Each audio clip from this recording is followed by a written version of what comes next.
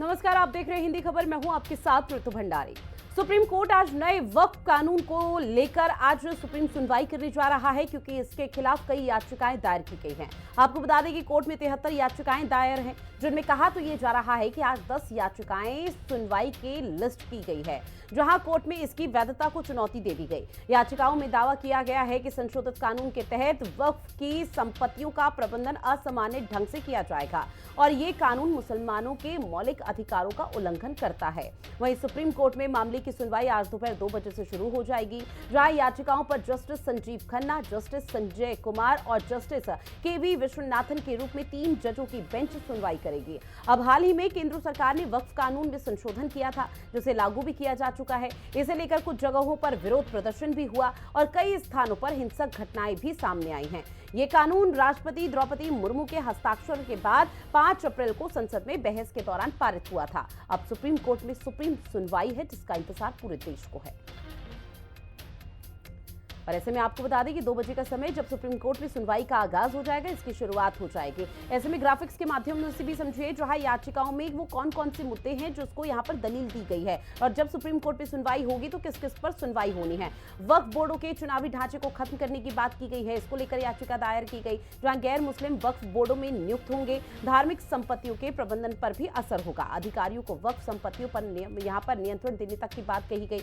अनुसूचित जनजाति के मौलिक अधिकारों पर असर पड़ना है। संरक्षण के लिए बनाए गए जो नियम है वो कमजोर हो सकते हैं। इस कानून से सदियों पुरानी वक्फ संपत्तियां वैधता खो सकती हैं। धार्मिक, सांस्कृतिक और सामाजिक अधिकार इस दौरान कमजोर हो जाएंगे। ऐसे में न सिर्फ मुस्लिम संगठन बल्कि कई याचिकाकर्ता हैं, जिसमें आपको बता दें कि विपक्षी राजनीतिक पार्टियां भी हैं, जिसमें कांग्रेस सबसे पहले है, उसके बाद तृणमूल कांग्रेस है, तो वहीं सीपीआई, साथ ही वाईएसआरसीपी भी यहां पर याचिका दे चुकी है। एक्टर विजय की टीवी के आरजेडी, जेडीयू, एआईएमआईएम, साथ ही आम आदमी पार्टी, वहीं केरला जमीयतुल उलमा, अखिल भारतीय मुस्लिम पर्सनल लॉ बोर्ड की तरफ से भी याचिका दी गई है। वहीं जमीयत उलमा ए हिंद की तरफ से भी याचिका इस पूरे मामले को लेकर दी गई है, जिसमें यह कहा जा रहा है कि ये जो कानून है ये हमारी जमीनों को ही नहीं बल्कि हमारी जो प्रॉपर्टी है, हमारी जो संपत्ति है, उसको भी छीनेगा। ऐसे में केंद्र सरकार की तरफ से लगातार लोगों को समझाया जा रहा है कि कानून में किसी भी तरह से कोई अफवाह ना फैलाई जाए, ना ही मुसलमान लोगों को बरगलाया जाए।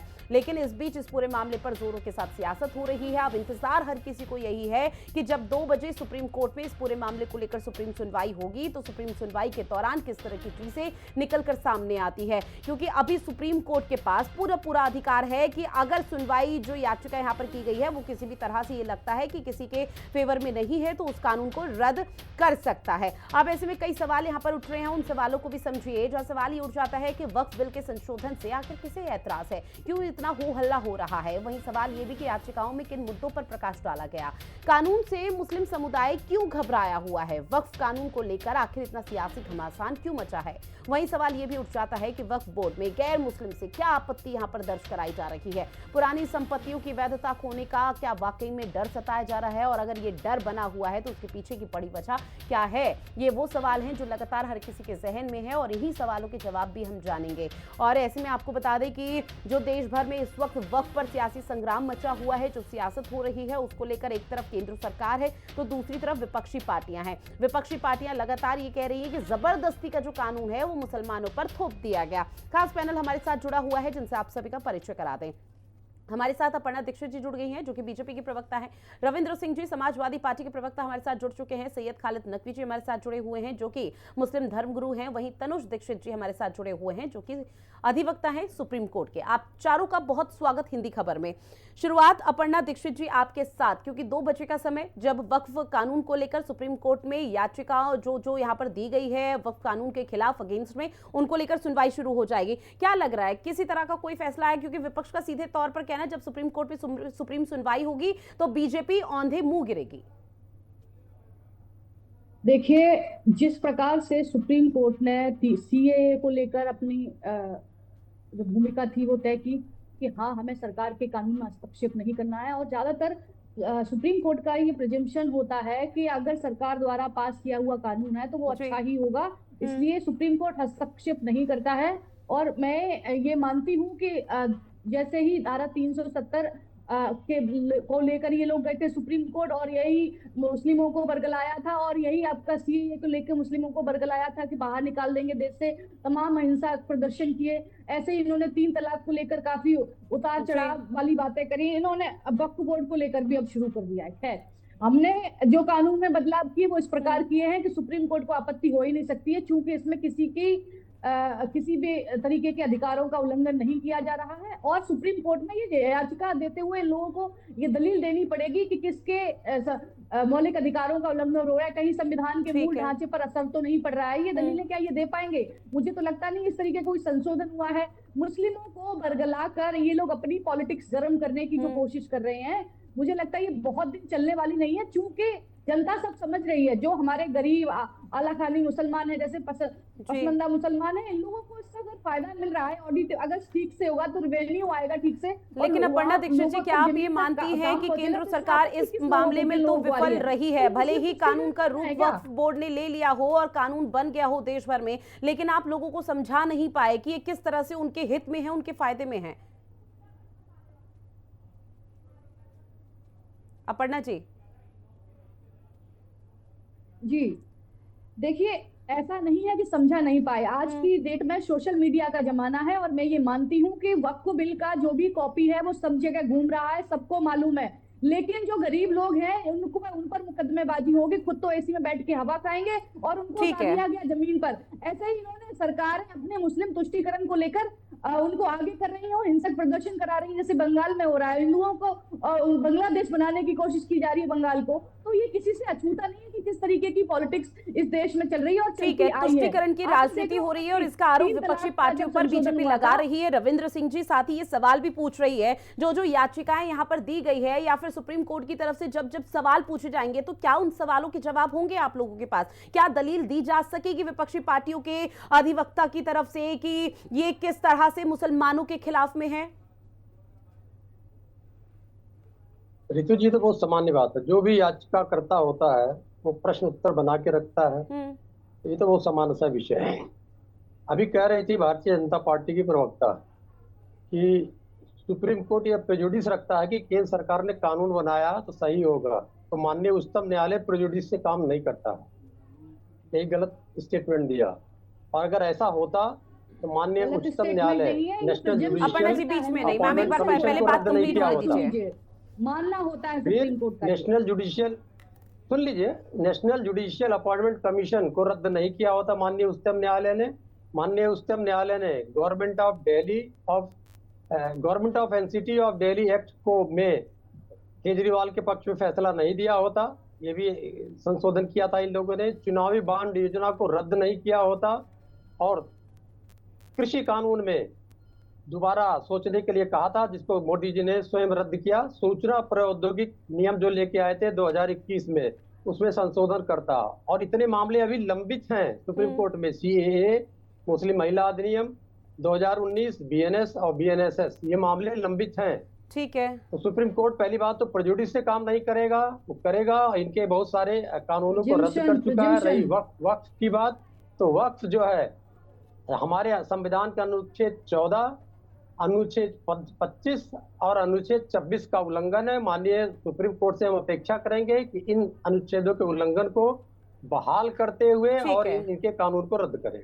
ठीक है, लेकिन रविंद्र सिंह जी, मेरा जो पहला सवाल आपसे ये था, सवाल यही था कि जब जब यहाँ पर सुनवाई होगी तो विपक्षी पार्टियों की तरफ से, अगर मैं समाजवादी पार्टी का ही जिक्र करूं, आप समाजवादी पार्टी को यहाँ पर प्रेजेंट कर रहे हैं, तो सर ऐसे में आप लोगों की तरफ से क्या दलील दी जा सकती है कि किस तरह से मुसलमानों के अगेंस्ट में कानून है? क्योंकि बीजेपी तो लगातार मुसलमानों के बीच में पहुंच कर समझा रही है कि भाई ये उनके हित में है। कहीं ऐसा ना हो कि आप लोगों की तरफ से जो यहाँ पर मुसलमानों को बात कही जा रही है, कहीं ये उल्टा पड़ जाए। ऋतु जी, जो दलील दी जाती है वह जो माननीय जज महोदय होते हैं उनके प्रश्न पे दी जाती है, या जो सर आपने सवाल सुना नहीं, मैंने समाजवादी पार्टी के प्रवक्ता के तौर पर पूछा है कि सवाल आपसे ये है, इसका जवाब दीजिए कि अगर समाजवादी पार्टी को दलील देनी पड़ी तो समाजवादी पार्टी कैसे समझाएगी कि मुसलमानों के अगेंस्ट में है?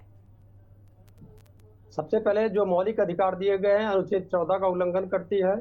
अनुच्छेद 26 में जो धार्मिक प्रबंधन की स्वतंत्रता दी गई है उसका उल्लंघन करती है। और किसी भी पूरे भारतवर्ष में किसी भी दूसरे एक संप्रदाय या दूसरे एक धर्म के जो भी संस्थाएं बनाई गई हैं उसमें दूसरे का अपॉइंटमेंट नहीं किया गया है। जैसे अभी हमारा श्री राम तीर्थ क्षेत्र ट्रस्ट बना, तो उसमें ये क्लॉज रखा गया है कि डीएम होगा उसका मुखिया, लेकिन वह हिंदू होगा। अगर हिंदू नहीं होगा तो एडीएम होगा। तो इस प्रकार की दलीलें हमारे पास बहुत सारी हैं। जब माननीय उच्चतम न्यायालय के जज महोदय वाला पूछी मैं जाएंगी ये या पूछना चाहती हूँ, इनके संविधान विपक्षी अपर्णा जी वकील लौट द्वारा रही हूँ। पूछी मैम जाएंगी बीच तो में हम वहां इंटरप्ट पर मत देंगे। कीजिए और भी मेहमान मेरे साथ जुड़े हुए हैं। ठीक है, हमारे साथ सूफी संत सैयद खालिद नकवी हुसैनी जी भी जुड़े हुए हैं जो कि मुस्लिम धर्मगुरु हैं। ऐसे में समाजवादी पार्टी को मुझे लगता है उन्हें जरा गौर से सुनना चाहिए, क्योंकि पिछली बार भी जब जुड़े थे तो उन्होंने खुद बताया था किस तरह से उनकी जमीन पर वक्फ ने यहाँ पर उनकी संपत्ति को छीनने का काम किया और आज वो खुद पीड़ित हैं। ऐसे में संत आपके सैयद खालिद जी आपके पास आते हुए, चूंकि आज सुप्रीम कोर्ट में 2 बजे सुनवाई हो जाएगी, ऐसे में समाजवादी पार्टी की तरफ से कई टीका टिप्पणी की जा रही है जिसमें यह बताया जा रहा है कि मुसलमानों के अगेंस्ट में है। तो जरा आप समझाइए। अब जी श्रुति जी, सबसे पहले तो मैं कह दूं कि दोनों सदनों में बहुमत से ये बिल प्रसारित हो चुका है और जब बात उच्च न्यायालय की है तो वहां टिप्पणी करना मैं मुनासिब नहीं समझता। वो कोर्ट का मैटर है, कोर्ट देखेगी, अगर कोई बात है उसमें तो वो अपना जजमेंट देगी। पर हम यहाँ अपनी बात रखें तो जो पुराना बिल, जो पुराना एक्ट है वक्फ एक्ट, वो इतना कमजोर था कि जिसके वजह से अभी तक कई प्रॉपर्टी, कई संपत्तियां वक्फ की खत्म हो चुकी है वक्फ माफियाओं के द्वारा। पहले भी डिबेट में हम कह चुके हैं कि जिसका भुगतान हम पीड़ित लोग भुगत चुके हैं। और यहाँ और मुस्लिम समुदाय जो आज सड़क पर है वो कितने % इसमें से जो है पीड़ित लोग हैं, मैं ये पूछना चाहता हूँ। जमीयत उलमा हिंद हो, मुस्लिम पर्सनल लॉ बोर्ड हो, जमात इस्लामी हो, ये जिस किस्म का प्रोपेगेंडा लाकर जो भोले भाले मुसलमानों को सड़कों पे लाए जा रहे हैं, इन्होंने अभी तक कितने हक दे दिए मुसलमानों को? कितनी प्रॉपर्टीज जो है वक्फ की इनके अधीन कर दी गई? कौन से बड़ी यूनिवर्सिटी बना दी गई? कौन से बड़े अस्पताल बना दिए गए? सारी की सारी जगहों के ऊपर या तो जो है वो इनके मदरसे बने हैं या इन्होंने जो है वहाँ जो है अपनी कॉलोनी काट दी गई है, या तो जो है वक्फ माफियाओं द्वारा संपत्तियों को खत्म कर दिया गया है। और जिसके पीड़ित लोग हैं सबसे ज्यादा भारत में देखें तो जिनकी खानकाएं हैं, दरगाहें हैं, इमाम बारगाहें हैं, ये पीड़ित है। सबसे ज्यादा भारत में वक्फ संपत्ति जो थी ये इन लोगों के पास थी, जो आज कुछ भी नहीं बची। जिसके वजह से तो ये एक्ट का जो समर्थन है, आज मुस्लिम एक समुदाय इसका समर्थन भी करता है। जिस तरह सूफी समुदाय है, दरगाहीन समुदाय है, दरगाह वाले जितने भी बैठे हैं, खानवादे हैं, सज्जादगान है, ये सारे के सारे समर्थन में, हम खुद समर्थन में। गुजरात की सबसे बड़ी खानकाह के हम सज्जादे हैं, हम इस बिल का समर्थन करते हैं। इसकी वजह यह है कि हमने इसको बारीकी से समझा था कि कम से कम जो हमारा चला गया है वो तो हमें लौटा मिल जाएगा उसमें। जो आज जो खत्म हो चुका है, जो नाम सिर्फ पेपरों पर है, जो आज जो भी है हमारे पास सिर्फ पेपर पर है, जमीनी इख्तियार पर कुछ हमारा इख्तियार बचा नहीं है। तो इस कानून के द्वारा कम से कम ये है कि इसमें कलेक्टर की एंट्री होने से माफियाओं के अंदर एक खलबली मची है। और हकीकत बात यह है कि वक्फ अमिटमेंट बिल के विरोध के पीछे जो भारत में प्रसारित किया जा रहा है, ये जो विखंडी ताकतों के द्वारा, इस पर देखा जाए, इसके ऊपर हमने काफी चर्चाएं भी की है और सरकार को लिखा भी है कि जिस तरह जमात इस्लामी बांग्लादेश के अंदर जो है कर गुजरी है, वही एंगल से जो है भारत में मुसलमानों को बहकाकर सड़क पे लाने का काम किया जा रहा है। और आज मुसलमान, बात यहाँ सही है, ये आप ही ने रखी, और मैं जो प्रवक्ता हैं भाजपा की, बीजेपी की, उन्हें कहना चाहता हूं कि कहीं ना कहीं सरकार बात मुसलमान जमीनी तौर के ऊपर मुसलमानों को समझाने में जो है वो थोड़ी पिछड़ गई। और जितना ये लोग जाके जमीयत उलमा हिंद या मुस्लिम पर्सनल लॉ बोर्ड जितना मुसलमानों को जाकर बहका सका, उतना जो है वो ये सरकार जाकर जो है, बीजेपी सरकार ने जाकर जो है मुसलमानों को समझाने में शायद कहीं पिछड़ गई। अगर जो सही तरीके से हमने इन्हें समझाया होता, जिस तरह हम समझे, हमने बारीकी से इस बिल को समझा, हमें तो कहीं इसके अंदर ऐसा नहीं लगता कि हमारा छिन जाएगा। वैसे ही छिन गया है, अब तो कुछ है नहीं, जो है उसको भी बचाना मुश्किल हो रहा था। और अगर अभी कुछ बचा है और ये कानून के तहत हमें मिल रहा है तो ये तो हमारे लिए तो एक समर्थन की बात है और हमने तो समर्थन जाहिर किया है। निश्चित तौर पर आपकी तरफ से बहुत महत्वपूर्ण बातों का जिक्र किया गया और मुझे लगता है बीजेपी और समाजवादी पार्टी दोनों ने ही बड़े गौर से सुना, क्योंकि बीजेपी वाकई में विफल रही है। अगर यहाँ पर सफलता बीजेपी को इस कानून के तहत समझाने में हासिल होती तो शायद आज देश भर में ये स्थिति नहीं होती। और ऐसे में समाजवादी पार्टी को लेकर सीधे तौर पर, क्योंकि देखिए सर, आप लोग तुरंत यहाँ पर मीडिया या फिर एंकर्स पर सवाल उठा देते हैं, लेकिन मुस्लिम धर्मगुरु हैं जो बाकायदा इस चीज को लेकर पीड़ित हैं उन्होंने अपनी बात रखी है। वो बकायदा बता रहे हैं कि पहले यहाँ पर जमीन हुआ करती थी लेकिन अब वो हमारे कब्जे में नहीं है, अब वो हमारे नाम ही नहीं है उन जमीनों में।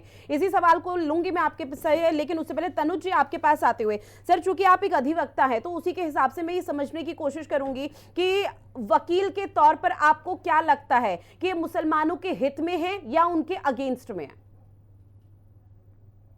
देखिए, निश्चित रूप से जिस तरीके से संशोधन किया गया, पहले जो रखा था उसके बाद जेपीसी बनी, वक्त में जो संशोधन जरूरी थे वो किए गए, कहीं ना कहीं निश्चित रूप से ये बेनिफिशियरी ही है। देखिए, आज मुस्लिम समाज में महिलाओं को जिस तरीके से वक्फ के अंदर, बोर्ड के अंदर स्थान नहीं है, वो भी एक स्थान का इसमें प्रावधान किया गया है। साथ ही जो गरीब मुसलमान हैं उनको वक्फ की संपत्ति से जो बेनिफिट्स नहीं हो पा रहे हैं उनका भी बेनिफिट इसमें मिलेगा। और साथ ही साथ देखिए, इसमें जो सेक्शन 40 है उसको भी हटाया गया है। तो कहीं ना कहीं अगर हम देखें तो बेहतर रूप से इसको अमेंडमेंट कहा जाएगा। और रही बात आज जिस तरीके से सुनवाई माननीय सर्वोच्च न्यायालय में होना तय है, तो ये बात सभी को ध्यान हो कि इससे पहले भी आधार के संबंधित कानून को लेकर के भी सुनवाई सुप्रीम कोर्ट में चल रही है। विगत कई वर्षों से उसके अंदर कोई निर्णय नहीं है। साथ ही नागरिकता संशोधन अधिनियम 2019 की भी सुनवाई जो है उसे भी धार्मिक आधारों पर रख करके सुप्रीम कोर्ट में सुनवाई है। लेकिन देखिए, पहले दिन सुनवाई होने का मतलब ये नहीं है कि आज ही कोई उसमें डिसीजन देखने को मिलेगा या कुछ बेहद उसमें ऐसा कुछ जरूरी महत्वपूर्ण निर्णय हमें देखने को मिले। लेकिन निश्चित रूप से माननीय सर्वोच्च न्यायालय के पास में आर्टिकल 13 ये एक राइट्स देता है कि बने हुए कानून को उसके अंदर संशोधन या उसको रद्द करने का पावर सुप्रीम कोर्ट के पास में है। और जिस तरीके से वक्फ अमेंडमेंट एक्ट को वहां सुप्रीम कोर्ट में चैलेंज किया गया है, उसमें खास करके आर्टिकल 25 यानी धार्मिक स्वतंत्रताओं के अधिकार का उल्लंघन बताया गया है, जो कि मुझे नहीं लगता। देखिए, सबसे पहले वही कानून रद्द होते हैं जो असंवैधानिक होते हैं।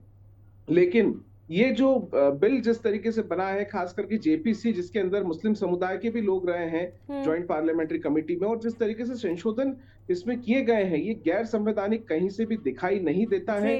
उसके बावजूद इसको आर्टिकल 25, आर्टिकल 26 एक बैच ऑफ पिटिशंस लगाई गई हैं जिसमें वक्फ एक्ट को चुनौती दी गई है, अमेंडमेंट एक्ट को। तो अगर एक ऐसी सिचुएशन बनती, क्योंकि उसमें उन्होंने स्टे की भी बात कही है, तो अगर स्टे की बात कही है तो जो पहले के प्रोविजंस हैं वो लागू हो जाएंगे। तो हमने कहा है कि वो प्रोविजंस को भी स्टे करना चाहिए क्योंकि वो सारे प्रोविजंस भी ड्रैकोनियन है। Point number 1।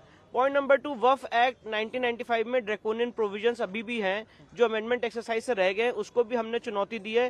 फॉर एग्जांपल, जो पर्सन एग्रीव्ड शब्द यूज है जिसमें नॉन मुस्लिम्स भी आते हैं और उनको ये ऑब्लिगेशन है कि उसको वक्फ ट्राइब्यूनल में चैलेंज करें, उनकी जमीन अगर चली गई है, उसको हमने चैलेंज किया है। वक्फ ट्राइब्यूनल पूर्णतः गलत है, सारे मामले सिविल कोर्ट जाने चाहिए, ये मांग हमने की है। सेक्शन 89 में अगर वक्फ के खिलाफ केस फाइल करना है तो नोटिस देने का प्रावधान है, उसको हमने चैलेंज किया है। शामला दाह जो एक गांव समाज की जमीन होती है, वो पूरी की पूरी जमीन वक्फ को घोषित कर दी गई है वक्फ की डेफिनेशन में, उसको हमने चैलेंज किया है।